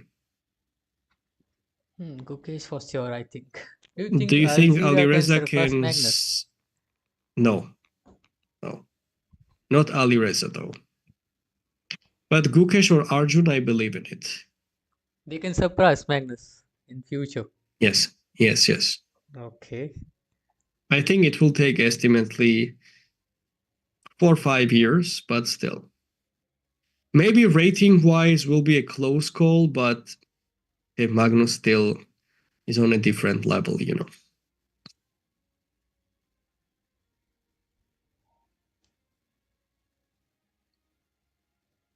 If white has a knight, oh, that's a good question. If white has a knight, it's a checkmate Only in one scenario it's not checkmate if your opponent has a queen, though. If let's say you have the knight and black has the rook on a7, you can go knight b6 checkmate. If knight is on a7, you can go king c7, knight b6 checkmate. Dark squared bishop, light squared bishop, any of it, you can deliver mate. Knight is a tricky one. Only the queen. Against the queen, you cannot do it because whatever checks you will throw, the queen will be capturing it. With the knight, it's a bit easier task.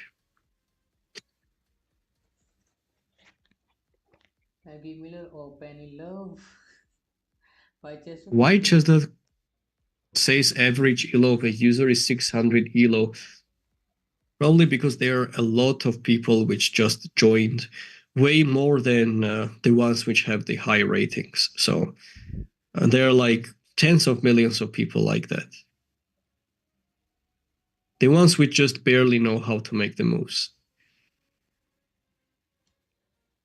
Even Gotham blundered bishop and knight mate, and I did once too, so really regret not learning it.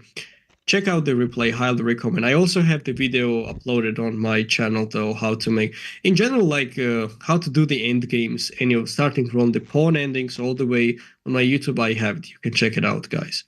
When it comes to Gotham chess blunder the bishop, I remember me and my friend when I was like 16, he was 18 years old.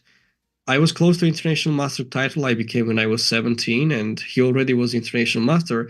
We had a training camp, sort of. I was training in his house. I was staying there. We were training chess all day long. I remember we were setting up 30 seconds without any increment, and we were supposed to make a checkmate with the bishop and knight versus king. We were doing it 10 times. Weaker side, whoever had the king, had 3 minutes, and the stronger side 30 seconds without any increment. Okay. Out of 10 games, if you would have missed it even once, you would get flagged or something like that. You were supposed to do 20 push-ups. In the beginning, I started to be a bodybuilder because it was very difficult to do it in 30 seconds without any increment. But then after I learned it, instead of using my muscles, I started using my brain. And when we got 50 out of 50 times that we made a checkmate, and even in 20 seconds, we stopped. Since then, we never touched that topic, how to make a checkmate. By the way, not in this position when we already bring it. I'm saying we had this position, king on g1, knight h1, bishop f1. Not even the center. The pieces are all the way down in the corner for stronger side. I remember these times, though. We really wanted to learn it well. Well, with two bishops, it's relatively easy. That's why we didn't even go over.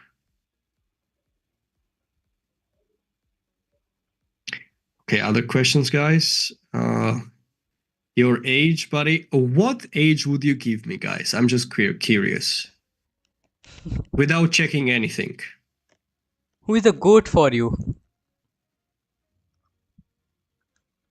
Goat? Magnus by far. Magnus, okay. You By stuck far. ever All-time best.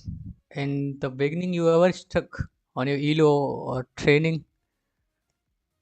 Well, of course. I got stuck many times, but with the consistency is the key. If you consistently train, eventually you might be stopped for 1 year on the same rating, but whenever you surpass some certain elo, then it's so easy to make a big boost. I've got stuck many times in my career. Okay. I'm 32 actually, guys. 32, seriously. Yes. I really thought you are 24 or 25 max. Okay, you see. So I look young. Yeah, you look really young. Very good, very good. No, okay, jokes aside, I'm 26. Okay. 26.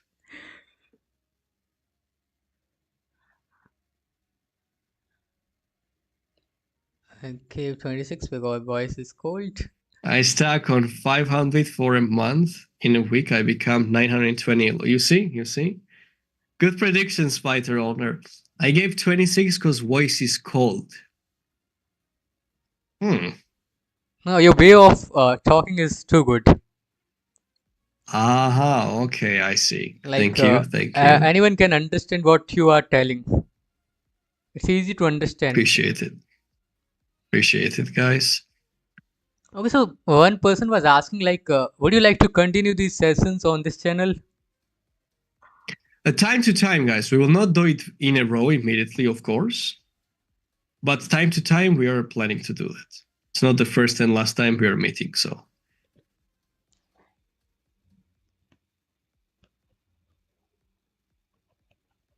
Bro using Mama Earth. Okay, guys. Final questions, if anything. Soon Okay. If you I don't know, need Mama to Earth is go. a product for skincare and all these things. Okay, Okay. it will be great. If you have any other question, please go ahead, or we are ending the stream now.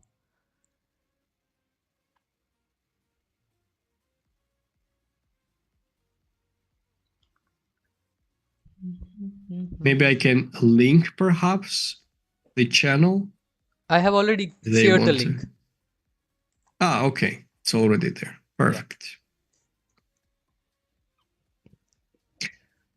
Thoughts on Indian chess players? Well, what to say, ladies and gentlemen? It's so obvious, right? My thoughts on that. Doesn't need any special introduction. Okay, Nimjo Indian Defense is good. Imzo in defense is one of the best options what you can play with the black pieces indeed. It's highly theoretical line though. Okay, Please be Nimjo aware Indian of that. Defense or King's Indian that save. Okay, Nimzo Indian defense is if you want to play more like a solid continuation, Okay. and King's Indian defense if you want to play more active and dynamic. By the way, Engine hates King's Indian defense. Please be aware of that. But we are not engines. For human, it's difficult positions to play.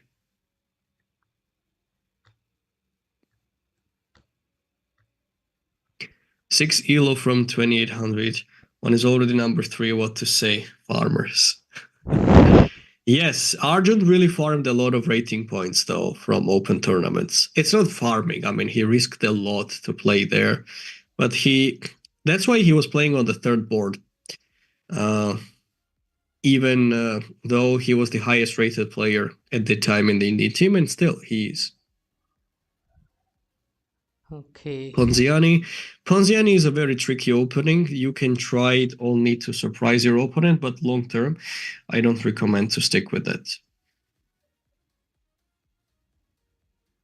I have seen you in a video, but with short hair. So you saw me probably around 8 years ago then.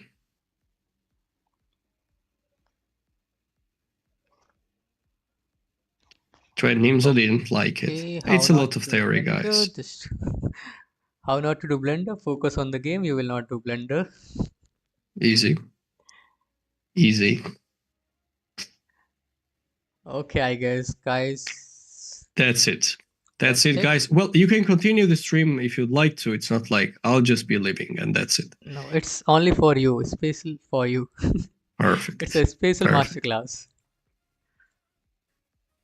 Excellent. Okay, then, guys. Thank you for being supportive in chat. I'm glad you enjoyed. Thank you, Shiva, for the invitation. I Thank you so much for appreciate it. coming and giving us the knowledge of Endgames. It was really My helpful for pleasure. us. My pleasure. My pleasure. And see you guys another time. Okay, thank you very much for Take care, coming. everyone. Good night, everyone. Bye Thank you for bye. joining. Bye bye. I'm ending this stream.